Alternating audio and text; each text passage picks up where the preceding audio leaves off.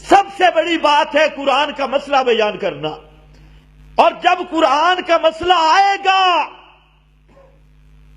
پیغمبر کی طرز پہ، پھر آپ کے حامی تھوڑے ہوں گے، دشمن زیادہ ہوں گے، پھر واہ واہ کرنے والے تھوڑے ہوں گے اور گالیاں نکالنے والے زیادہ ہوں گے۔ یہ تو ہو نہیں سکتا کہ پیارا پیغمبر اپنی زبان، پیاری زبان سے مسئلہ بیان کرے، آپ کو گالیاں دی جائیں اور تمہیں واہ واہ کی جائے، آپ کو پتھر مارے جائیں اور تمہارے گلے میں ہار ڈالے جائیں۔ یہ ہار تب ڈالے جاتی ہیں، یہ واہ واہ کے نعرے تب لگائے جاتے ہیں کہ جب قرآن کا مسئلہ چھپا دیا جائے اور قرآن کے مسئلے کو یا طرز بدلا دی جائے، گول کر دیا جائے یا اس کو چھپایا جائے۔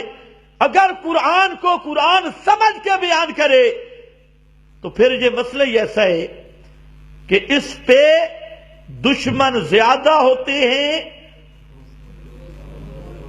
چاہنے والے لیکن ہوتے پکے ہیں، ہوتے کم ہیں لیکن ہوتے بڑے پکے ہیں۔ یہ قرآن کا اعجاز ہے۔ خیر یہ تو ایک لمبا مضمون چھڑ گیا۔ اللہ رب العزت نے جہاں قرآن کا جو آیت میں نے پڑھی، یہ سورۃ الجن ہے اور اس کی ابتدا ہے، اور سورۃ الجن میں ویسے 6 مسئلے بیان ہوئے پوری سورت میں، ان میں ایک مسئلہ ہے فضیلت قرآن کا، قرآن پاک کی عظمت کا، اور 5 قرآن کے مسائل کو اللہ نے ذکر کیا ہے۔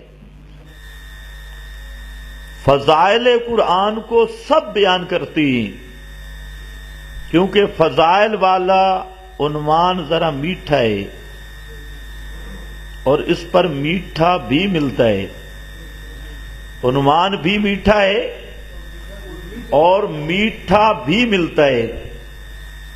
اور جو قرآن کریم کے مسائل کا عنوان ہے، یہ عنوان کڑوا ہے اور اس کو اپنانے والے کو کڑوی باتیں سننی پڑتی ہیں۔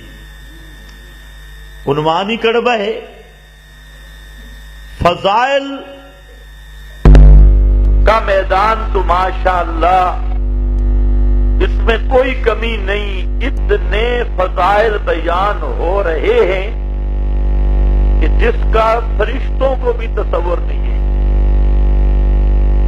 اپنی طرف سے یار لوگوں نے ایسی کہانیاں گھڑی ہوئی ہیں، حکایات گھڑی ہوئی ہیں کہ جبریل کو اگر پتہ چلے نا کہ یہ فضائل قرآن جو ملا بیان کر رہا ہے حکایت نام میں، تو جبریل بھی حیران ہو جائے کہ جو قرآن میں لایا تھا مجھے نہیں سمجھ آئی، یہ جو ملا کو سمجھ آئی ہے۔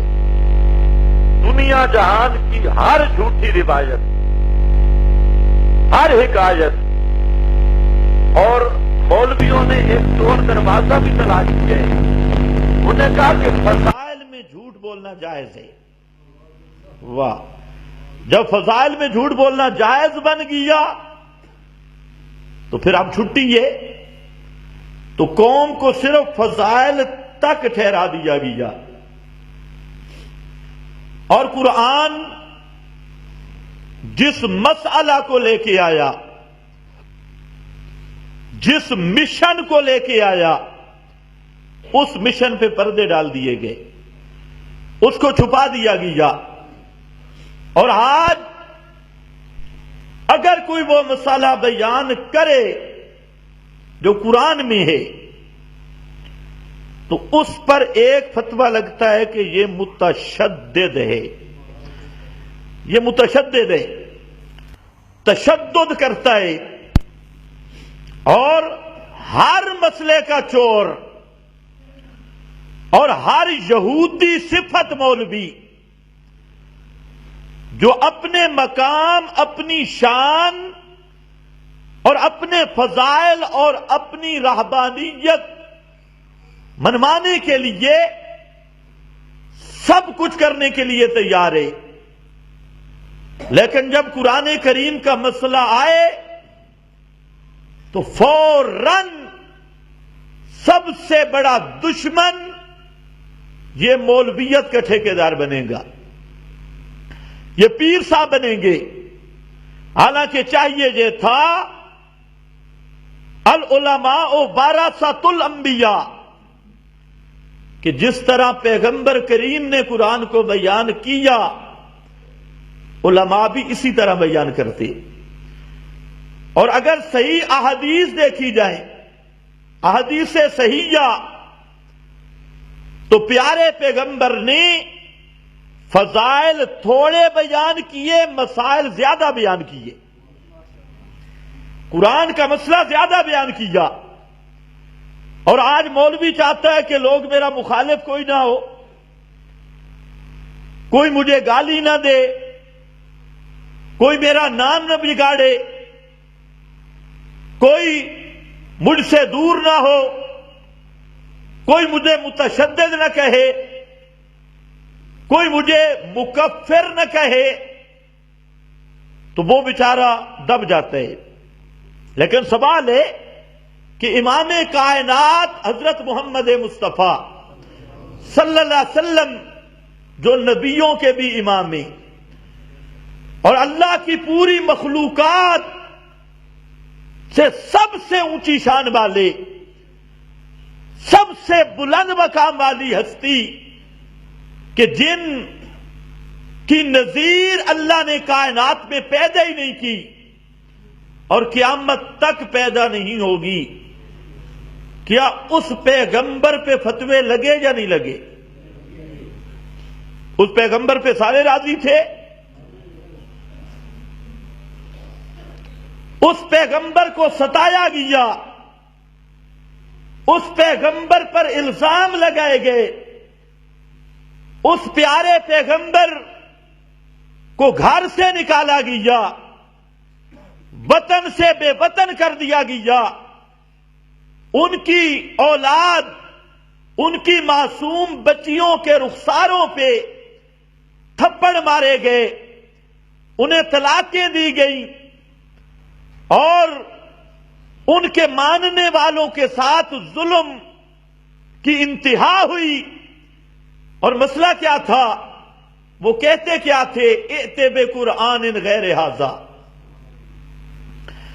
وہ کہتے کہ یہ قرآن واپس کر۔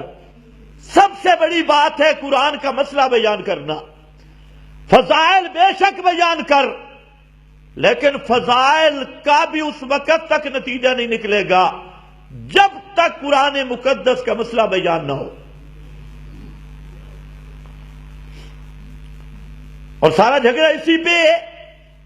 اور جب قرآن کا مسئلہ آئے گا پیغمبر کی طرز پہ، پھر آپ کے حامی تھوڑے ہوں گے، دشمن زیادہ ہوں گے، پھر واہ واہ کرنے والے تھوڑے ہوں گے اور گالیاں نکالنے والے زیادہ ہوں گے۔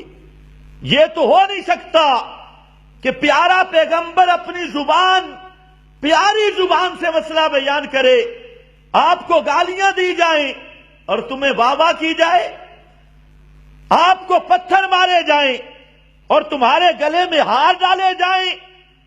یہ ہار تب ڈالے جاتی ہیں، یہ واہ واہ کے نعرے تب لگائے جاتے ہیں کہ جب قرآن کا مسئلہ چھپا دیا جائے اور قرآن کے مسئلے کو یا طرز بدلا دی جائے، گول کر دیا جائے یا اس کو چھپایا جائے۔